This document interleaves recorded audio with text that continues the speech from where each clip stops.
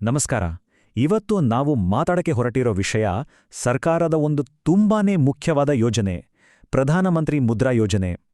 ಅದೆಷ್ಟೋ ಜನರ ಬಿಸ್ನೆಸ್ ಕನಸುಗಳಿಗೆ ರೆಕ್ಕೆ ಕೊಡ್ತಿರೋ ಈ ಸ್ಕೀಮ್ ಬಗ್ಗೆ ಪೂರ್ತಿಯಾಗಿ ತಿಳ್ಕೊಳ್ಳೋಣ ಬನ್ನಿ. ಎಷ್ಟೋ ಸಲ ಏನಾಗುತ್ತೆ ಅಂದ್ರೆ ನಮ್ಮತ್ರ ಒಂದು ಅದ್ಭುತವಾದ ಬಿಸ್ನೆಸ್ ಐಡಿಯಾ ಇರುತ್ತೆ, ಆದರೆ ಅದನ್ನು ಶುರು ಮಾಡಕ್ ಬೇಕಾದ ಹಣ ಅದೇ ದೊಡ್ಡ ಪ್ರಶ್ನೆ ಆಗಿರುತ್ತೆ ಅಲ್ವಾ. ಸರಿಯಾದ ಸಮಯಕ್ಕೆ ಬಂಡವಾಳ ಸಿಗದೆ ಎಷ್ಟೋ ಒಳ್ಳೆ ಐಡಿಯಾಗಳು ಹಾಗೆ ಉಳಿದು ಹೋಗಿರ್ತವೆ. ಆದರೆ ಇದೆಲ್ಲ ಚಿಂತೆಗೆ ಸರ್ಕಾರದ ಕಡೆಯಿಂದ ಒಂದು ಸಖತ್ ಪರಿಹಾರ ಇದೆ ಗೊತ್ತಾ? ಅದೇ ಪ್ರಧಾನಮಂತ್ರಿ ಮುದ್ರಾ ಯೋಜನೆ ಅಥವಾ PMMY. ಇದರ ಅತಿದೊಡ್ಡ ಪ್ಲಸ್ ಪಾಯಿಂಟ್ ಅಂದ್ರೆ ಸಾಲ ತಗೊಳ್ಳಕ್ಕೆ ಯಾವುದೇ ಆಸ್ತಿಪಾಸ್ತಿಯನ್ನು ಗಿರವಿ ಇಡೋ ಅವಶ್ಯಕತೆನೇ ಇಲ್ಲ. ಹೌದು, ನಂಬೋಕೆ ಕಷ್ಟ ಆದ್ರೂ ಇದು ನಿಜ. ಯಾವುದೇ ಗ್ಯಾರಂಟಿ ಇಲ್ಲದೆ ಬರೋಬ್ಬರಿ 10 ಲಕ್ಷ ರೂಪಾಯಿವರೆಗೂ ಸಾಲ ಪಡೆಯೋ ಅವಕಾಶ ಈ ಯೋಜನೆಯಲ್ಲಿದೆ. ಇದು ಸಣ್ಣ ಪುಟ್ಟ ಬಿಸ್ನೆಸ್ ಮಾಡೋವರಿಗೆ ಒಂದು ದೊಡ್ಡ ಆರ್ಥಿಕ ಶಕ್ತಿ ಇದ್ದ ಹಾಗೆ. ಸರಿ, ಹಾಗಾದ್ರೆ ಈ ಮುದ್ರಾ ಲೋನ್ ಅಂದ್ರೆ ಒಂದೇ ಥರ ಇರುತ್ತಾ? ಇಲ್ಲ, ಇದರಲ್ಲಿ ಬೇರೆ ಬೇರೆ ಬಗೆಗಳಿವೆ. ನಮ್ಮ ಬಿಸ್ನೆಸ್ ಯಾವ ಹಂತದಲ್ಲಿದೆ ಅನ್ನೋದರ ಮೇಲೆ ಲೋನ್ ಸಿಗುತ್ತೆ. ಬನ್ನಿ ಒಂದೊಂದಾಗಿ ನೋಡೋಣ.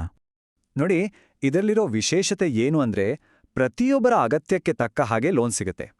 ಒಂದು ಹೊಸ ಬಿಸ್ನೆಸ್ ಶುರು ಮಾಡಕ್ಕೆ ಶಿಶು ಸಾಲ ಸಹಾಯ ಮಾಡಿದ್ರೆ, ಅದನ್ನ ಸ್ವಲ್ಪ ಬೆಳೆಸೋಕೆ ಕಿಶೋರ್ ಸಾಲ ಇದೆ. ಇನ್ನು ಈಗಾಗಲೇ ಚೆನ್ನಾಗಿ ನಡೀತಿರೋ ಬಿಸ್ನೆಸ್ಸನ್ನ ದೊಡ್ಡದು ಮಾಡೋಕೆ ತರುಣ್ ಸಾಲ ಸಹಾಯ ಮಾಡುತ್ತೆ. ಓಕೆ, ಈಗ ಎಲ್ಲರಿಗೂ ಬರೋ ಒಂದು ಮುಖ್ಯ ಪ್ರಶ್ನೆ, ಬಡ್ಡಿ ಎಷ್ಟು?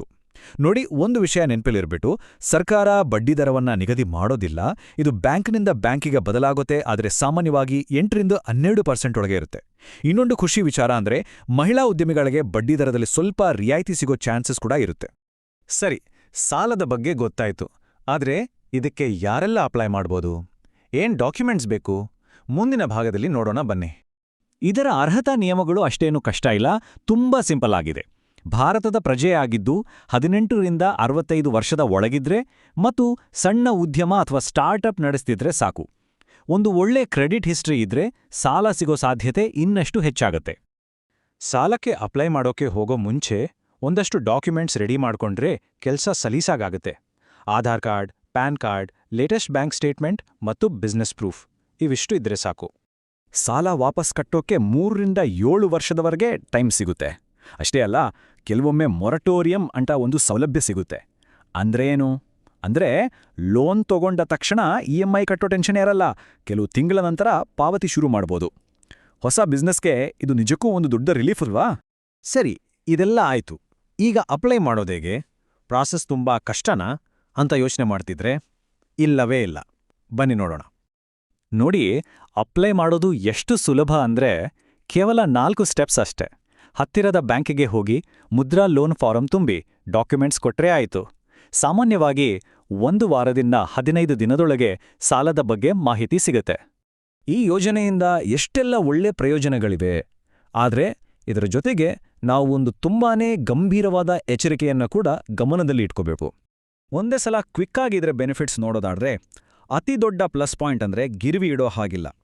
ಸಣ್ಣ ಉದ್ಯಮಗಳಿಗೆ ಸುಲಭವಾಗಿ ದುಡ್ಡು ಸಿಗುತ್ತೆ.